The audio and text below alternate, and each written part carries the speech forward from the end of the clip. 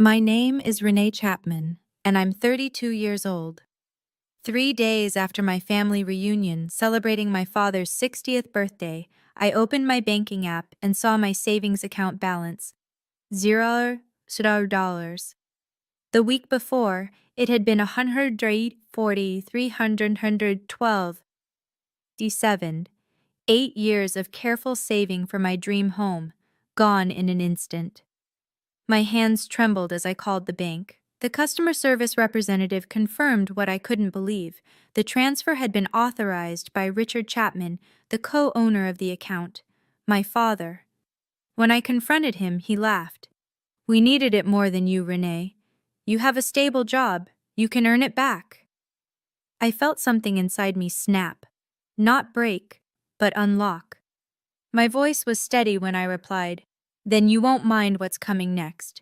Before I tell you what happened when that doorbell rang, please take a moment to like and subscribe, but only if this story resonates with you. Where are you watching from? What time is it there? Let me know in the comments. But to understand why I made that choice, I need to start from the beginning. I grew up in Denver, Colorado, in what most people would call a comfortable middle-class family.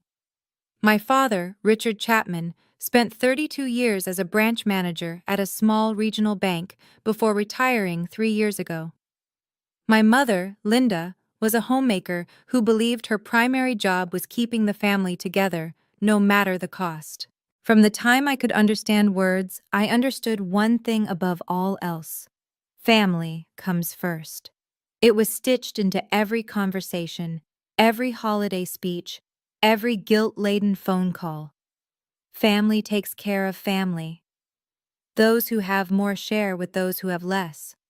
Blood is thicker than water. My younger brother Derek was 4 years behind me, and somewhere along the way, my parents decided he was the one worth investing in. "Boys need more support," my mother would say. "Derek has potential. He just needs the right opportunities." I learned early that my role was different.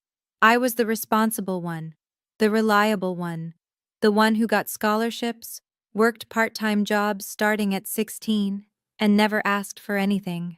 When I was 17, my father added his name to my bank account. "Just in case something happens," he said, his banker's voice calm and reassuring. "This way I can help you manage things if there's ever an emergency." I never questioned it. I never removed him. Why would I? He was my father. He would never. That's what I told myself for 15 years. Looking back, I can see how carefully the foundation was laid. Every family first lecture, every time I was praised for being the easy child, every subtle message that my needs were secondary, it was all preparation. I just didn't know what I was being prepared for. Let me show you the receipts. I kept them all, an occupational hazard of being a data analyst. In 2016, when I was 24 and had just been promoted to my first senior position at DataSphere, a tech company in downtown Denver, my parents called. The roof was leaking. They couldn't afford repairs. Could I help? I transferred $15,000. Between 2017 and 2020, Derek's college tuition kept coming up short. Scholarships fell through. Financial aid wasn't enough. Mom cried on the phone about how Derek would have to drop out. I covered $28,000 in tuition gaps. In 2019, Mom was diagnosed with severe rheumatoid arthritis. Insurance didn't cover everything. Dad said they were drowning in medical bills. I paid $12,000. In 2021, Derek had a business opportunity. A real estate investment that was guaranteed to pay off. He just needed startup capital. He'd pay me back within a year. I loaned him $8,000. I never saw a cent of it. Between 2022 and 2024, there were countless emergencies, car repairs, unexpected bills, holiday expenses they couldn't quite cover, another $24,000 piece by piece, total over $87,000 in 10 years. I tracked every dollar in a spreadsheet, color-coded by category, dated by transaction, not because I expected to be paid back, but because that's just who I am. Data is comfort. Numbers don't lie. You know what I never received? A thank you card, a genuine expression of gratitude, even an acknowledgement that I had sacrificed anything at all. What I got instead was, "You have a good job, Renee. You don't have kids to worry about. Family helps family." What I got was the privilege of being the family ATM, while my brother was called the one with potential. Despite everything I gave away, I had a dream, a quiet, persistent dream that kept me going through every extra shift, every declined vacation, every time I talked myself out of buying something nice for myself. I wanted a house, not a mansion, not a showpiece. Just a modest home in the suburbs of Denver with a backyard where I could plant flowers, a living room big enough to host friends, and walls that belonged to me. I started saving seriously when I was 24, right after my first promotion. I set up automatic transfers. I created a separate high-yield savings account. I lived in a modest apartment, drove a 10-year-old Honda, and bought my coffee at home instead of Starbucks. My goal was $150,000, enough for a 20% down payment on a $750,000 house in a decent neighborhood. After 8 years of discipline, sacrifice, and saying no to myself over and over again, I had $140,312.67. I was so close I could taste it. I had already toured 3 houses. The third one was perfect, a craftsman-style home with a wraparound porch, hardwood floors, and a backyard with space for a garden. The asking price was $735,000. I planned to make an offer the week after Dad's birthday party. Here's the thing that haunts me. 2 years before everything fell apart, I almost removed my father from that account. I was updating my financial information, and the bank representative asked if I wanted to change the co-owner status. I hesitated. Then I called my dad to tell him, and his voice turned cold. "You don't trust your own father? After everything I've done for you?" I apologized. I left his name on the account. That decision cost me $140,312.67. My father's 60th birthday party was held on a Saturday in early June at my parents' house in Lakewood. 20 guests filled the living room and backyard. Aunts, uncles, cousins, old family friends, neighbors who had known us for decades. The decorations were elegant. The food was catered, paid for, I later learned, with money Derek had borrowed from somewhere. Everyone was dressed nicely, smiling, performing the role of happy functional family for an audience. My father gave a speech about gratitude and legacy. My mother gazed at him adoringly. Derek stood beside them, introduced to everyone as our up-and-coming real estate investor. No one mentioned that his last 3 investments had failed. No one mentioned that I had funded 2 of them. I sat in the corner, nursing a glass of wine, watching the performance. Several relatives asked me the usual questions. When are you getting married? Still renting? No house yet? I smiled and deflected. What I noticed, what I couldn't stop noticing, was the way my father and Derek kept huddling together throughout the party. They'd whisper, glance at me, then look away when I caught their eyes. Something was happening, something I wasn't supposed to see. Near the end of the party, my Aunt Helen pulled me aside. She was my father's older sister, 65 years old, the only member of my extended family who had ever acknowledged that I gave too much. She squeezed my hand. "Renee, sweetheart, you've given enough. Be careful." I laughed it off. "Careful of what, Aunt Helen?" She didn't answer. She just looked at me with something I couldn't name, pity, maybe, or forewarning. 3 days later, I understood. It was a Tuesday morning when my world collapsed. I was at my desk at DataSphere reviewing quarterly analytics reports when my phone buzzed with an email notification. The subject line read, "Transaction Confirmation, Mountain West, Federal." I assumed it was spam. Phishing attempts that mimicked bank communications were common enough. I was about to delete it when something made me pause. The account number in the preview matched mine. I opened my banking app. Savings account. Balance, $0. For a full 30 seconds, I couldn't breathe. I stared at the screen, certain there had been some mistake. A glitch, a display error, something. I called Mountain West Federal's customer service line with shaking hands. The representative was polite, professional, utterly unhelpful in the way only financial institutions can be. Ma'am, I can confirm that a transfer of $140,312.67 was processed yesterday from your savings account to an external account.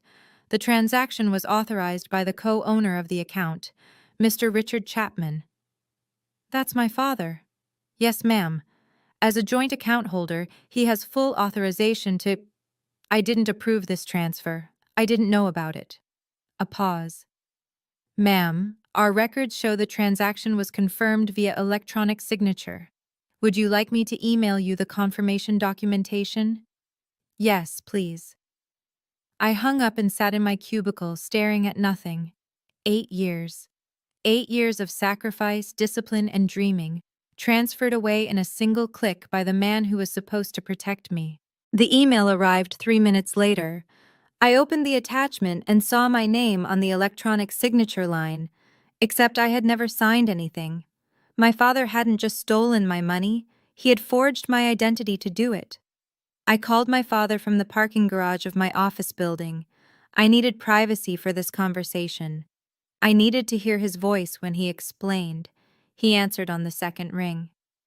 Renee, I was expecting your call. No guilt, no hesitation, just calm acknowledgement, like we were discussing the weather. Dad, my voice cracked. The money, my savings, all of it.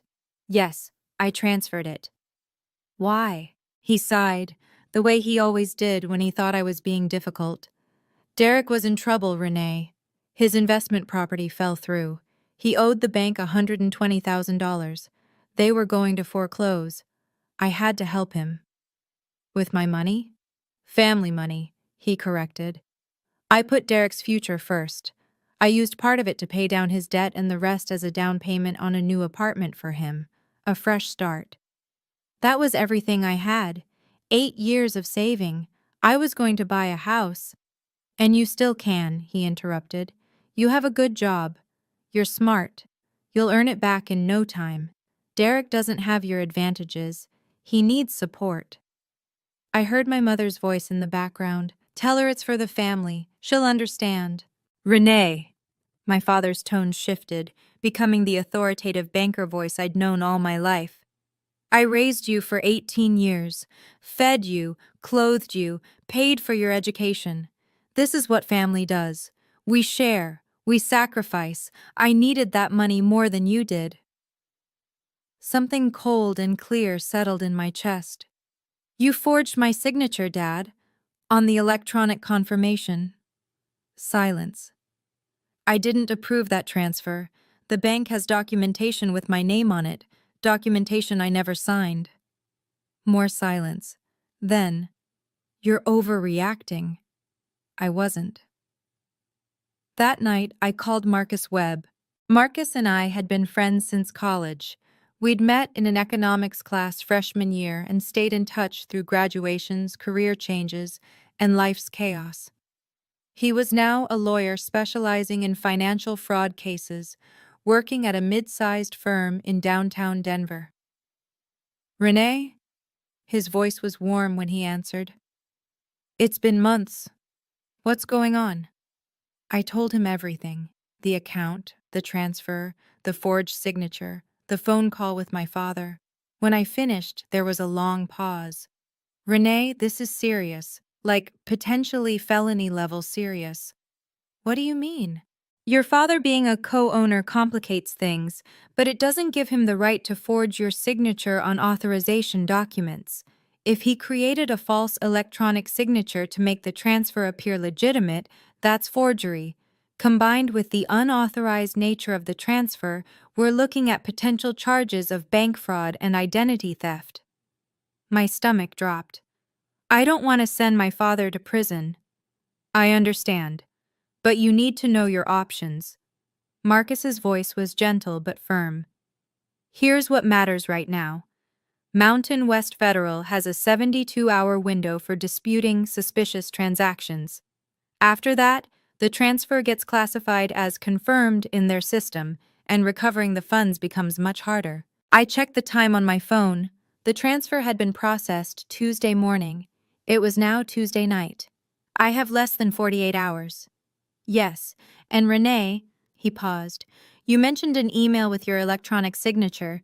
Do you still have it? Yes. Forward it to me. And if you know anyone who does digital forensics, have them look at the metadata. If that signature was created from a different device than yours, that's evidence of forgery. I knew someone. Carla Diaz was a senior digital forensics specialist at Datasphere. We'd worked together on data integrity projects for 2 years, and I trusted her expertise completely. Wednesday morning, I caught her before our department meeting. Carla, I need a favor, a personal one. She looked at my face. I hadn't slept, and I knew it showed, and immediately nodded. What do you need? I forwarded her the bank's confirmation email with the electronic signature. Can you analyze the metadata? Tell me where this signature originated? It took her less than an hour. Renee, Carla's voice was careful when she called me into her office. This signature wasn't generated from any of your devices. The metadata shows it was created on a machine with a completely different IP address, residential, Denver area, but definitely not your home or phone. Can you tell whose machine? She pulled up her analysis on the screen. The IP traces back to a residential address in Lakewood, my parents' house. There's more, Carla continued. The timestamp on the signature is 3:47 a.m. Monday morning. Were you awake at 3:47 a.m. on Monday? No. Then someone accessed your banking portal and created the signature while you were asleep. Renee. She turned to face me directly. This is identity theft. Textbook identity theft. Whoever did this forged your digital identity to authorize a transaction you never approved. I sat in her office, holding the printed forensic report, feeling the weight of it in my hands. This wasn't just betrayal anymore. This was criminal. I'm going to need this documented officially, I said. Can you write up a formal report? Carla nodded. I'll have it to you by end of day. And Renee? I'm sorry. I'm so sorry this is happening to you. I had 40 hours left. That Wednesday night, I sat alone in my apartment, surrounded by evidence of my own exploitation. On my laptop screen, the spreadsheet documenting $87,000 I'd given my family over 10 years. On my coffee table, Carla's forensic report proving the signature forgery. On my phone, 17 missed calls from my mother. I called her back. Renee, thank God. Mom's voice was breathless, pleading. Your father told me you're upset. Sweetheart, you need to understand. Mom, I need Dad to return the money within 24 hours. Silence. All of it. 140, 312, 567s. Back in my account by tomorrow night. If not, I'm filing a police report for identity theft and bank fraud. Renee! My mother's voice cracked into a sob. You can't do that to your own father. We raised you. We sacrificed everything for you. How can you be so ungrateful? He forged my signature, Mom. He stole my identity. This isn't a family disagreement. This is a crime. It's not stealing if it's family. That money, you were going to waste it on a house when your brother needed it more. Your father made a judgment call. He made a choice. Now I'm making mine. Renee, please. She was crying now, the manipulative tears I'd fallen for 100 times before. Think about what you're doing. You'll destroy this family. Your father could go to jail. Is that what you want? To ruin us? I thought about Aunt Helen's warning. I thought about 8 years of sacrifice. I thought about every time I'd been told my needs didn't matter. I'm not destroying anything, Mom. I'm protecting myself. For the first time in my life, I'm choosing me. I hung up. 24 hours passed. No money was returned. I opened my laptop and began typing a police report. Thursday morning, 9:15 a.m. The Denver Police Department's Financial Crimes Unit. I sat across from Detective Sarah Mitchell, a woman in her 40s with sharp eyes and a no-nonsense demeanor. On the desk between us, Carla's forensic report, my bank statements, the spreadsheet of 10 years of family support, and a printout of the fraudulent confirmation email. Detective Mitchell reviewed each document carefully, asking occasional questions. When she finished, she looked up at me. Ms. Chapman, based on what you've presented, this appears to meet the criteria for identity theft under Colorado Revised Statute 18-5902 and potentially bank fraud under Federal Statute 18 U.S.C. circa 1344. The forged electronic signature is particularly damning. What happens now? We open an investigation. I'll coordinate with Mountain West Federal's Fraud Department. They'll want to see this forensic analysis. If their internal investigation confirms what you've shown me, we'll have grounds to pursue charges. She handed me a form. This is your official identity theft report. The case number is 2024 DEN 78432. You'll need this for the bank's dispute process. I signed where indicated, my hand steady. Ms. Chapman. Detective Mitchell's voice softened slightly.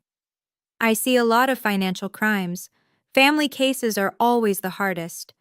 Are you prepared for what this might mean? My father made his choice. Now he'll face the consequences. She nodded. We'll be in touch. I was almost out the door when she called after me. One more thing. When we ran your name through the system, something flagged. There's a personal loan for $25,000 opened 6 months ago in your name. Were you aware of that?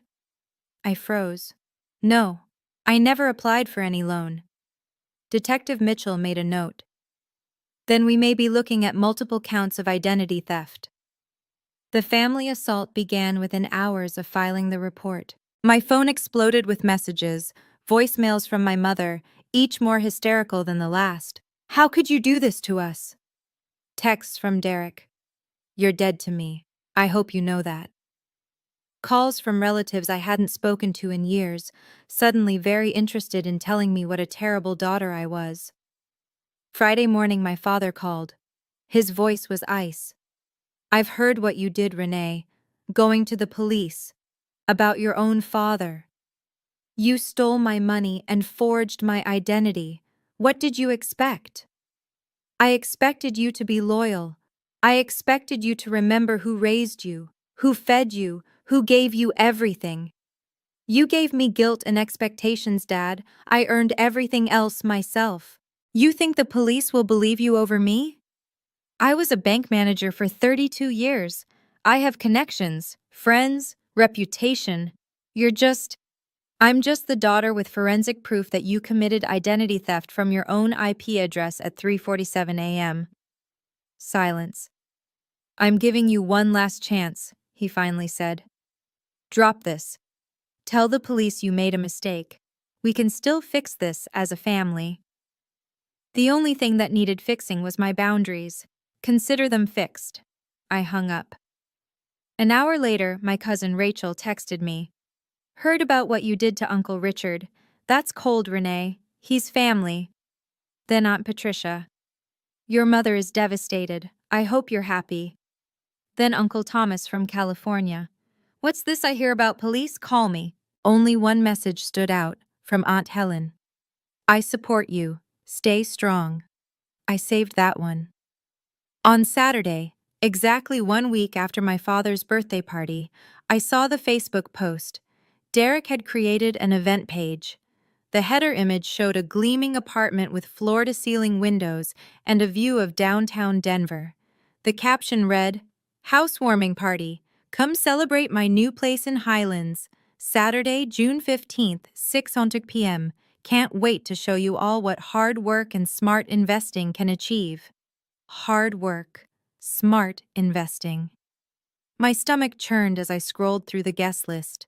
45 people had RSVP'd. Derek's coworkers, college friends, family members, neighbors. My parents were listed as co-hosts.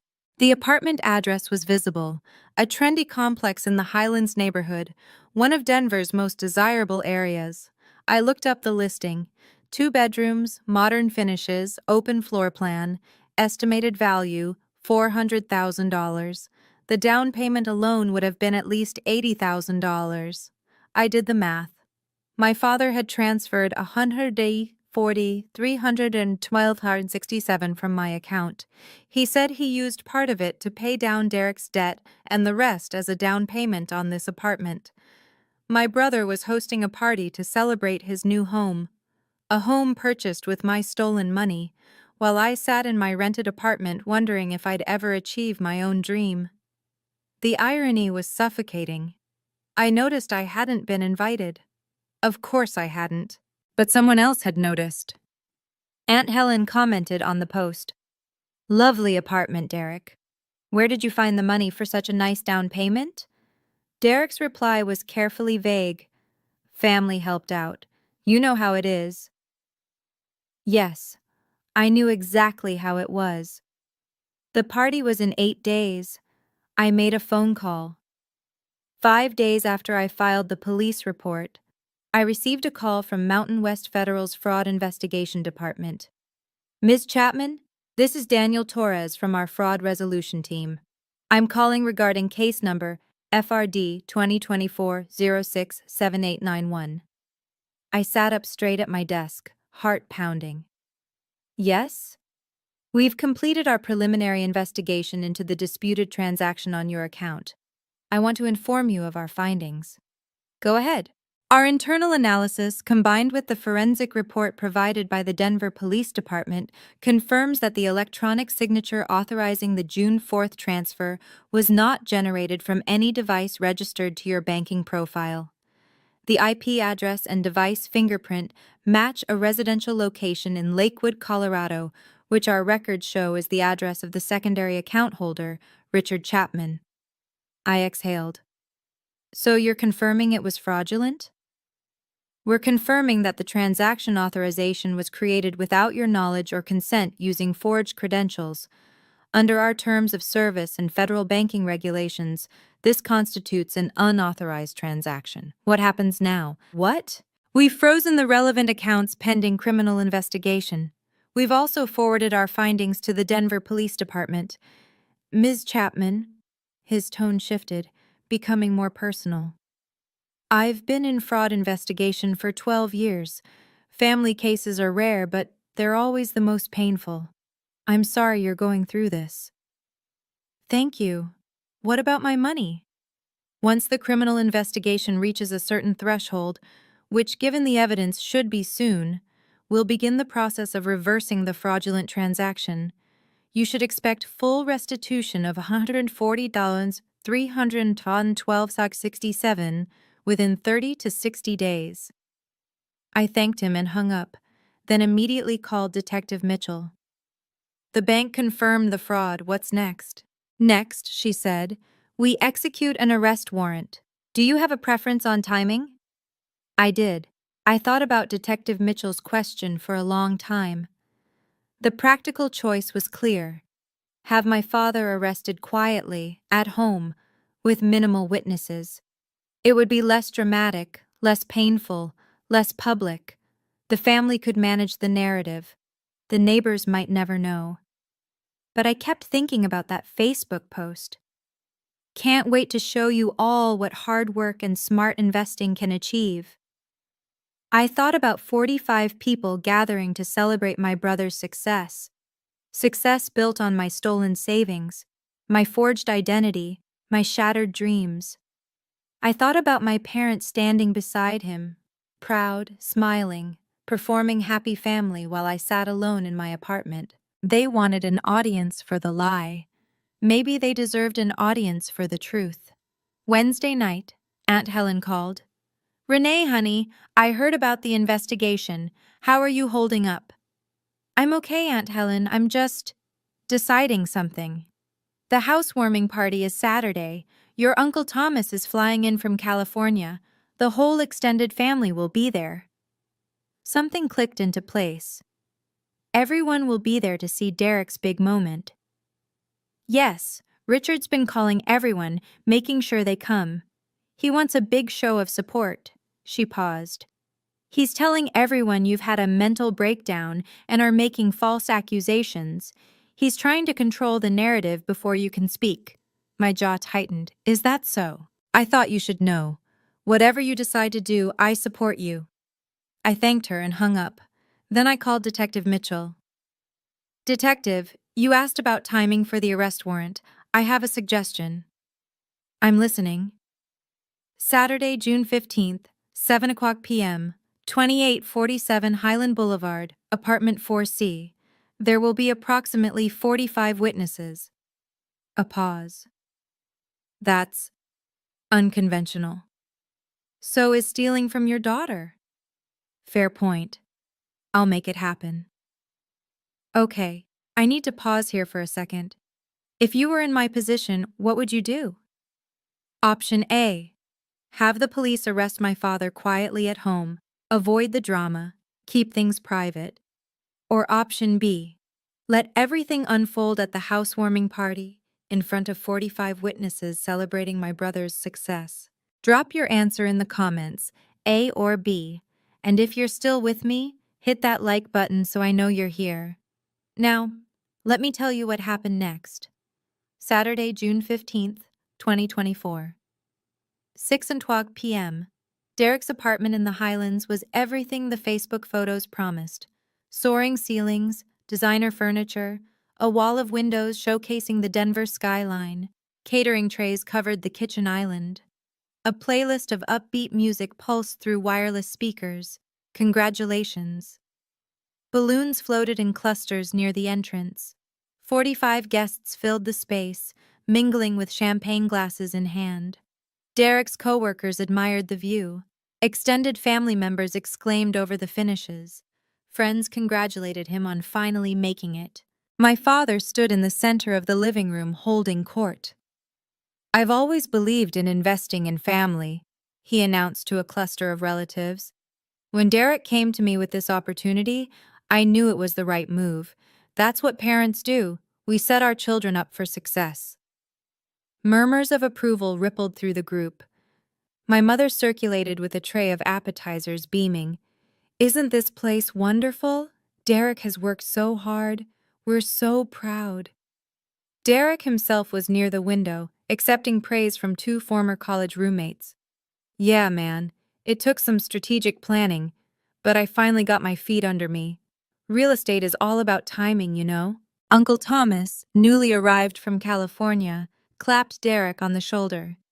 "Your dad says you're quite the investor. Impressive, son. Real impressive." Nobody mentioned me. Nobody wondered where I was. Nobody questioned where an unemployed investor with a failed track record suddenly found the resources for a $400,000 apartment in one of Denver's most expensive neighborhoods. Or almost nobody. I spotted Aunt Helen near the kitchen, watching my father's performance with an expression I recognized, the same skepticism she'd shown at the birthday party 3 weeks ago. She checked her watch. 6:47 p.m., 13 minutes. At 6:52 p.m., Aunt Helen made her move. She intercepted Derek as he headed back from the bathroom, cornering him near the hallway where the acoustics carried every word to at least a dozen nearby guests. "Derek, sweetheart." Her voice was pleasant but carried. "This apartment is stunning. What did it cost, if you don't mind me asking?" Derek's smile flickered. "Oh, around 400,000. It was a great deal, actually." "And where did you find the down payment?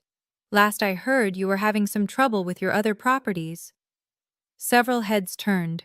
The music suddenly seemed too loud for the silence that was forming. "Dad helped out," Derek said carefully. "You know, family support." "Mm-hmm." Aunt Helen nodded slowly. And did Renee contribute anything? Derek's face went pale. What? No, Renee has nothing to do with this. Really? Because I spoke to her this week and she mentioned some interesting things about a bank transfer. $140,000, I believe? The cluster of relatives nearest to them had stopped talking entirely. My mother's smile was frozen in place. My father was pushing through the crowd, his face thunderous. Helen! His voice was sharp. This isn't the time or place. Isn't it? Aunt Helen turned to face her brother. Richard, where did the money for this apartment come from? The truth, please. Your sister is asking. It's family business. None of your... Did you take money from Renee's savings account without her permission? The room had gone completely silent. 45 pairs of eyes fixed on my father. His mouth opened, closed, opened again. The doorbell rang. My father's face went white. That, Aunt Helen said quietly, would be the police. Derek opened the door. 2 uniformed officers stood in the hallway, their postures professional, their expressions grave. Behind them, in plainclothes, was Detective Mitchell. We're looking for Richard Chapman.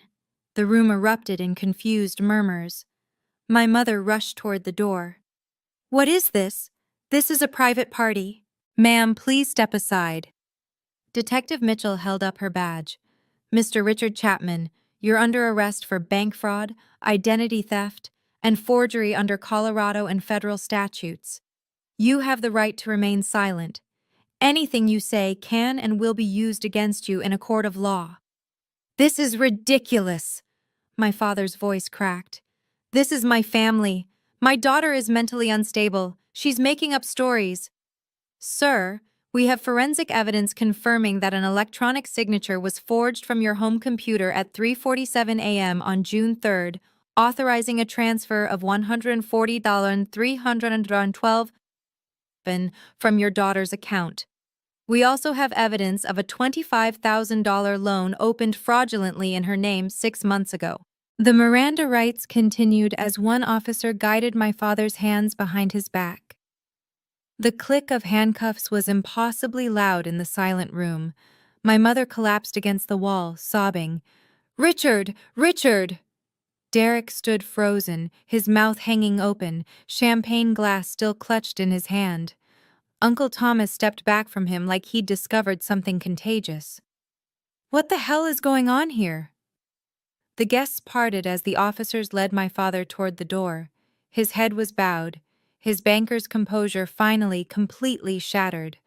As he passed Aunt Helen, she spoke quietly. You should have returned the money, Richard. She gave you a chance. The door closed behind them. 45 witnesses stood in absolute silence. Then someone whispered, "He stole from his own daughter?" Detective Mitchell remained after the uniformed officers escorted my father out. She addressed the stunned room with professional calm. For those who are wondering, Mr. Chapman is accused of stealing $140,312.67 from his daughter's savings account and forging her digital identity to authorize the transfer. Additionally, a fraudulent loan of $25,000 was opened in her name without her knowledge or consent. The down payment for this apartment, she gestured around the room, came from those stolen funds. Uncle Thomas turned to Derek, his face flushed with anger. Is this true? This apartment was bought with Renee's money? I didn't, Derek stammered. Dad said she agreed. He said she wanted to help. She filed a police report, Derek. Aunt Helen's voice was sharp. Does that sound like someone who agreed? A woman I recognized as one of Derek's co-workers set down her champagne glass. Wait, so this whole party, we're celebrating an apartment bought with stolen money? From his own sister's savings, another guest added, disgust evident in her voice. One by one, people began moving toward the door. A friend of Derek's shook his head as he passed. Dude, I thought I knew you. This is seriously messed up. Within 15 minutes, 20 guests had left. Those who remained clustered in small groups, whispering, casting looks at Derek and my mother like they were viewing a car accident. My mother sat on Derek's expensive new couch, mascara streaking down her face. "This can't be happening. This isn't happening." Uncle Thomas approached her, his voice cold. "Linda, did you know about this?" She didn't answer. That was answer enough.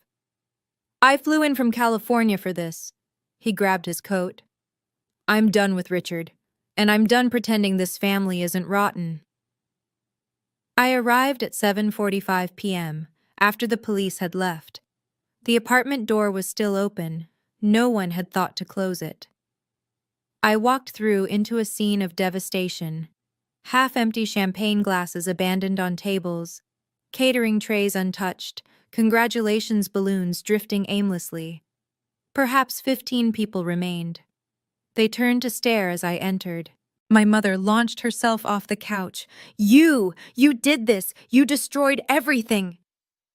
I held up one hand, and something in my expression stopped her mid-stride.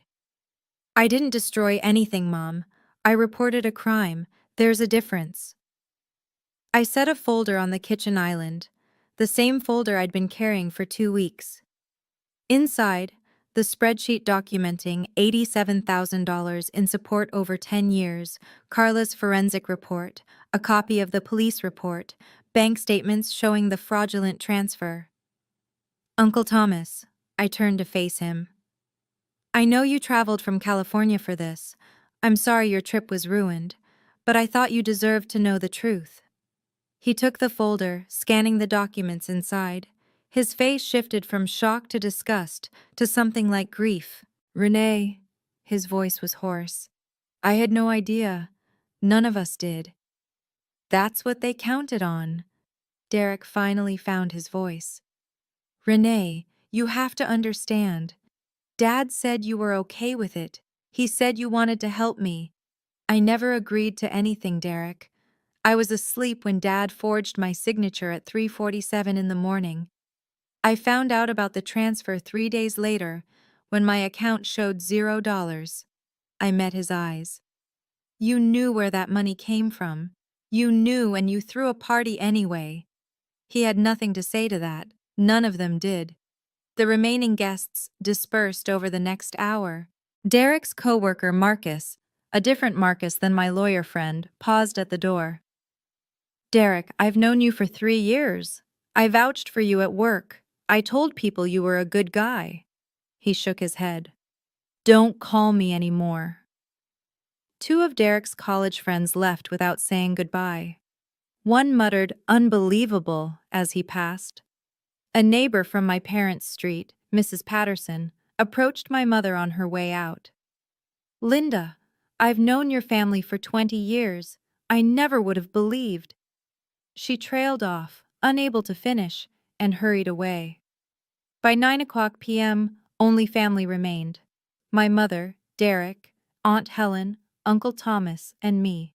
The apartment that had gleamed with promise 2 hours ago now felt cold and hollow. The champagne had gone flat. The catering was congealing. The congratulations balloons seemed to mock the devastation below them.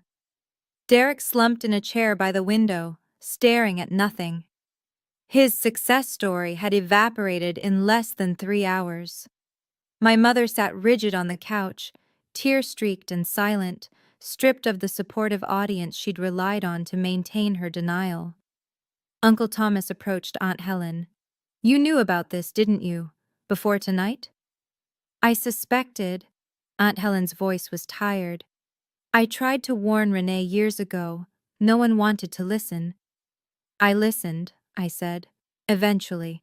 Uncle Thomas turned to me. His eyes were red.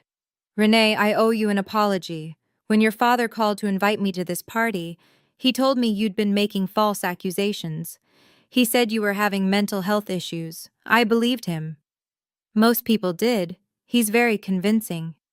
"Not anymore." Uncle Thomas's jaw tightened. "He's dead to me." I stood in the center of Derek's apartment, surrounded by the wreckage of his celebration, and spoke the words I should have said years ago. "Derek." My brother looked up, hollow-eyed. "I want you to understand something. I didn't do this to hurt you. Then why? Because you hurt me. You and Dad. You took my life savings, money I spent 8 years earning, and you used it to buy this apartment. Then you threw a party to celebrate. You posted on Facebook about hard work and smart investing.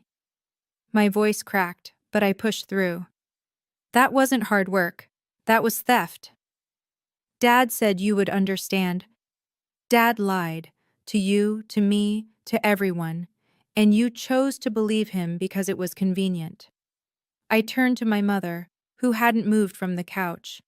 Mom, I'm not going to apologize for what happened tonight. Dad broke the law. He forged my identity. He stole my future. Those are facts, not accusations. He's your father. He's a criminal who happens to be my father. Those two things can both be true. I picked up my folder from the counter. I'm leaving now. I won't be contacting any of you for the foreseeable future. When Dad's case goes to court, I'll do what the prosecutors ask. Beyond that, I have nothing more to say. Derek stood. Renee, wait. We're family. Family doesn't steal from each other, Derek. Family doesn't forge signatures at 3 a.m. Family doesn't throw parties with stolen money. I met his eyes. When you're ready to acknowledge what you did, really acknowledge it, not just make excuses, you can reach out. Until then, this is goodbye. I walked out without looking back. Aunt Helen followed me. Hey, quick pause here.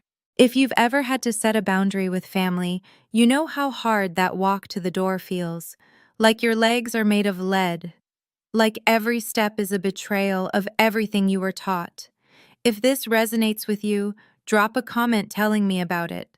I read every single one. And if you want to hear what happened next, with the legal case, with my family, with my dream house, keep watching. We're almost at the end. 3 weeks after the housewarming party, my father's case went before the district attorney. Marcus kept me informed throughout the process. They're charging him with 3 counts. Bank fraud under 18 U.S.C. Sapphire 1344, identity theft under 18 U.S.C. Sartor 1N28, and forgery under Colorado state law. The federal charges alone could mean up to 30 years. My stomach dropped. 30 years? That's the maximum. Given his age, clean record, and the family context, the DA is offering a plea deal. 18 months probation, 200 hours of community service, and full restitution of the stolen funds. And the $25,000 loan? Separate investigation, but the bank has already flagged it as fraudulent. It'll be removed from your credit report within 60 days. In late July, my father accepted the plea deal. I wasn't present for the hearing. I'd been advised that my attendance might complicate matters, but Marcus sent me a text afterward. It's done. He pled guilty. Restitution order signed. 1 week later, 100G40 312.67 appeared in my new bank account.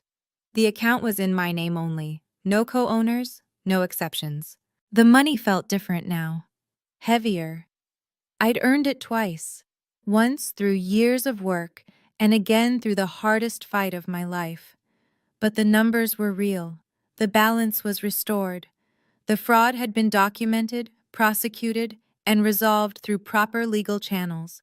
I called Mountain West Federal to close my old account permanently. Are you sure, Ms. Chapman? The representative asked. This account has been open since you were 17. I'm sure. That account was never really mine.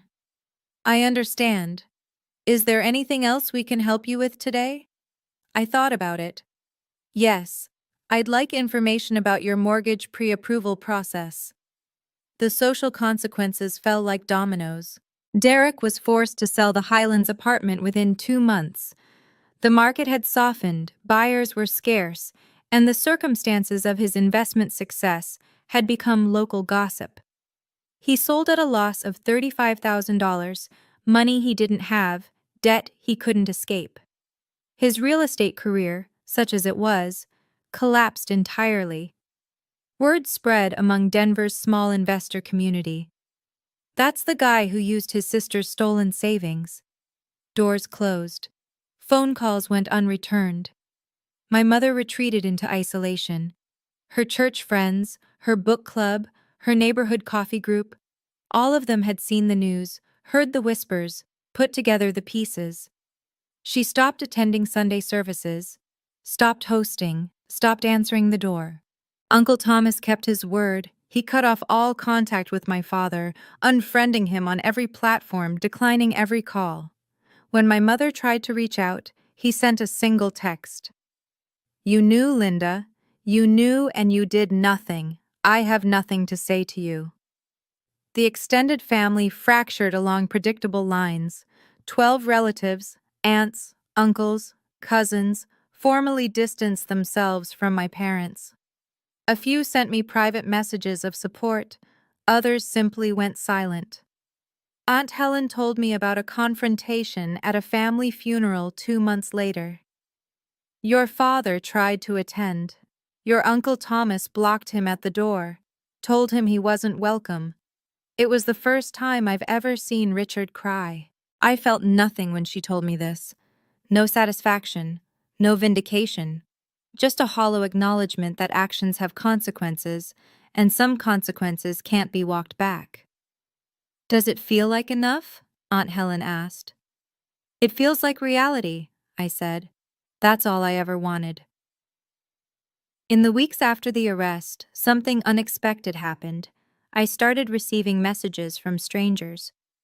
Carla had shared my story, anonymized, of course, in an online support group for identity theft victims.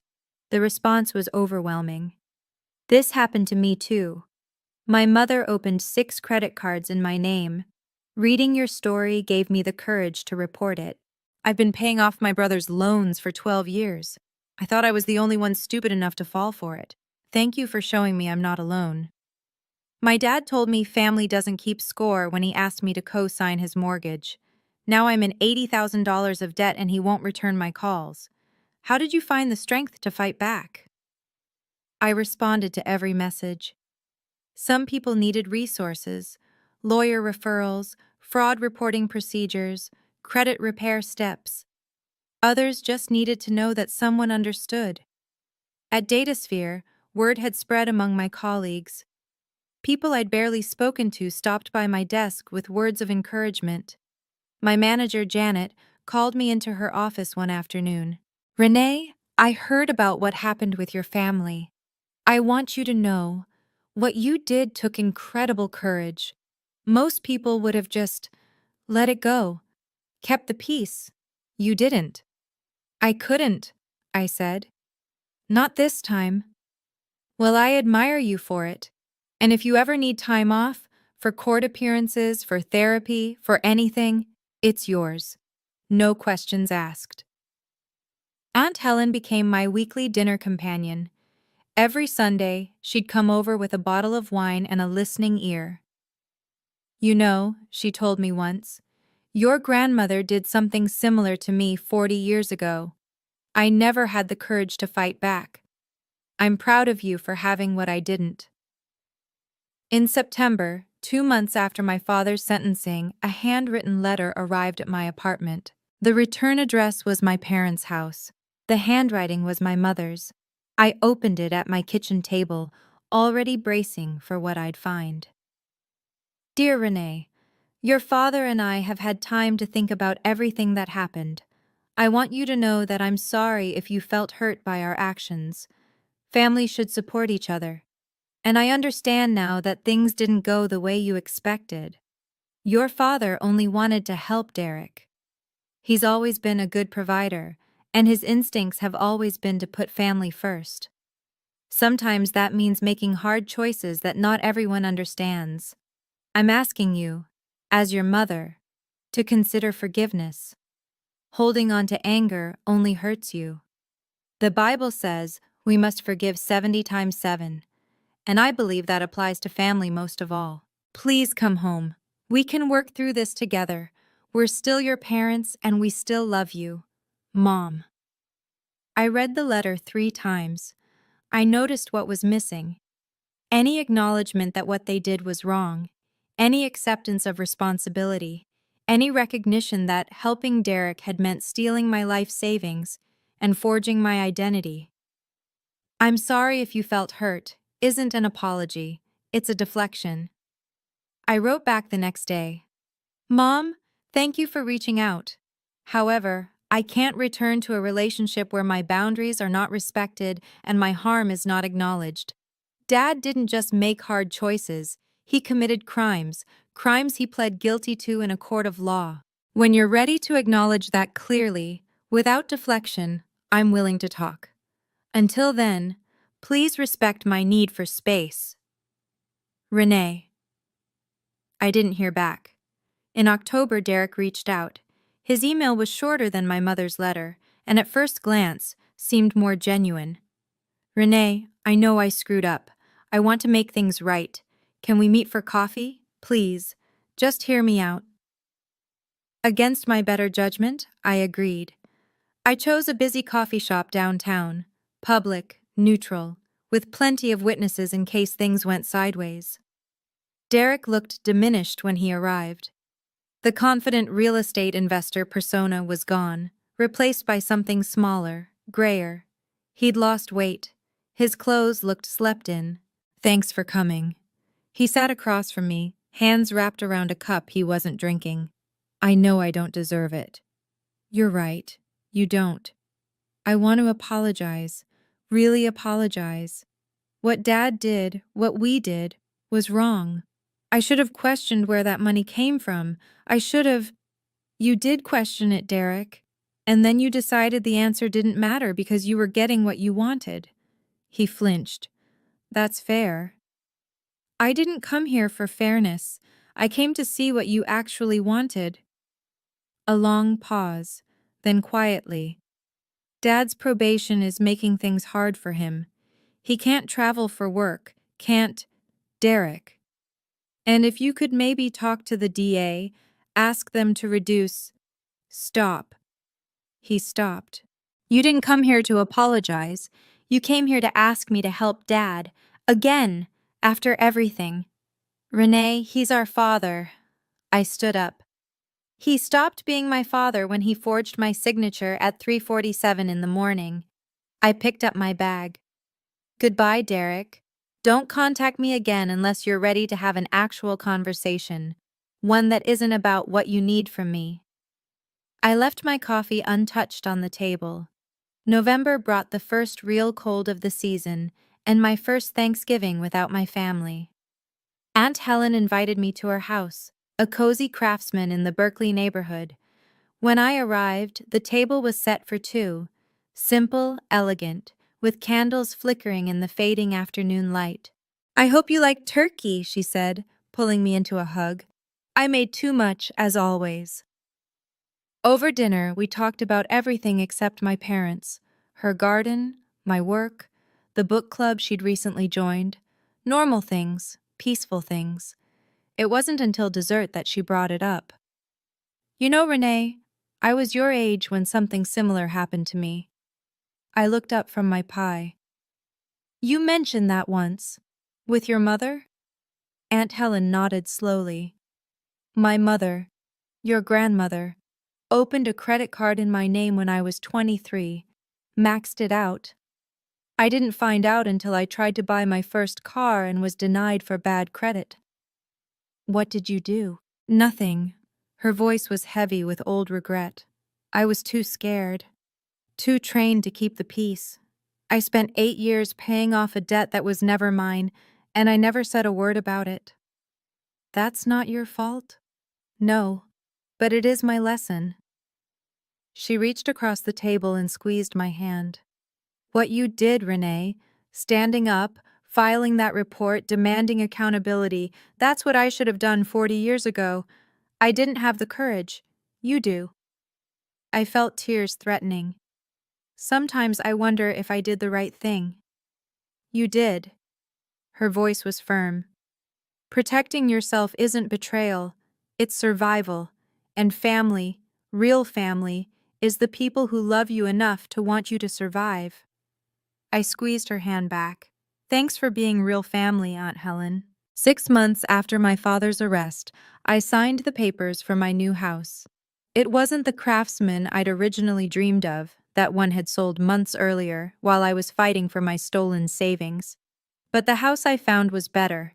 A charming split level in Littleton with a wraparound porch, a renovated kitchen, and a backyard big enough for the garden I'd always wanted.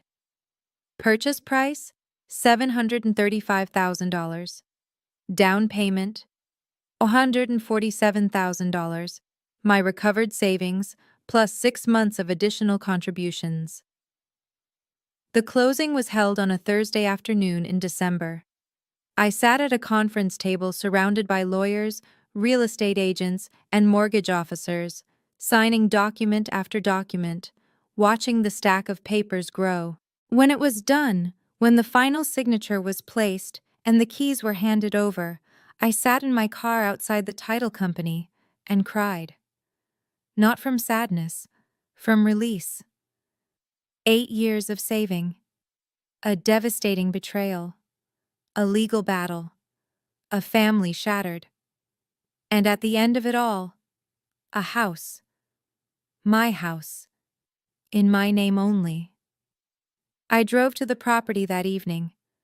The moving truck wouldn't come until the weekend, so the house was empty, echoing with possibility instead of furniture. I walked through each room, running my fingers along the walls, memorizing the spaces that were finally, entirely mine. The backyard was brown with winter dormancy, but I could already see where the flower beds would go, where I'd plant tomatoes in the spring, where I'd set up a small table for morning coffee. The doorbell rang. Aunt Helen stood on the porch, holding a pot of red roses. "Housewarming gift," she said, her eyes bright with tears. "For your garden." I pulled her into a hug so tight neither of us could breathe. "Welcome home, sweetheart," she whispered. I was home. I'm writing this from the porch of my new house, 6 months after moving in. The garden is thriving. Aunt Helen's roses bloomed in May, deep red against the green of the lawn. The tomatoes I planted are producing more than I can eat, so I've started bringing extras to my neighbors. I've made peace with the shape of my family now.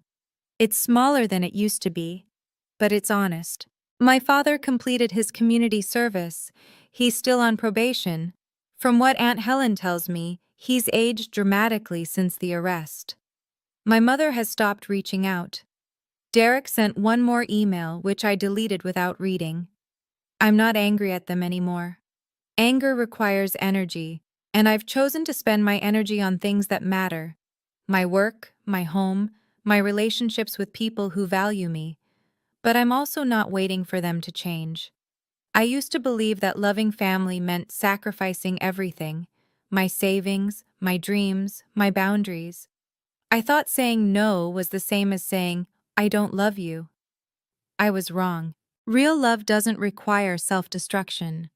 Real family doesn't exploit your loyalty. And setting boundaries isn't betrayal. It's the foundation of every healthy relationship. I don't know if my parents will ever understand that.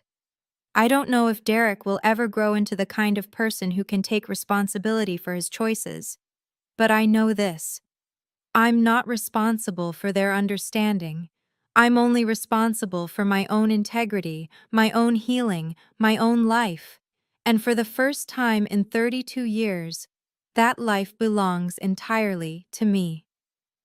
I close my journal and look out at the sunset turning my garden gold. I chose myself. Finally.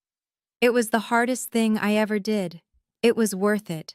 Hey, before we wrap up, I want to step back and share some perspective on what we just witnessed. From a psychological standpoint, Renee's story is a textbook example of financial enmeshment, a dynamic where family members treat one person's resources as communal property, regardless of consent. The phrases "family helps family" and "you have a stable job" weren't expressions of love. They were tools of control. Here's what Renee taught us. Setting boundaries isn't selfish. It's necessary. You're not obligated to destroy your future to maintain someone else's comfort. Forgiveness doesn't require reconciliation. And sometimes, choosing yourself means letting go of people who only valued what you could give them. If you're watching this and something resonated, if you've been the family ATM, the reliable one, the one who always gives, please know you deserve better. Your loyalty is precious. Don't spend it on people who treat it as obligation. Thank you for staying until the end of Renee's story. If this video made you feel seen or gave you permission to set a boundary you've been avoiding, drop a comment and tell me about it. I read every single one. Don't forget to subscribe and hit that notification bell for more stories like this. And if you're hungry for more, check out the video linked in the description. I think you'll love it. Until next time, protect your peace.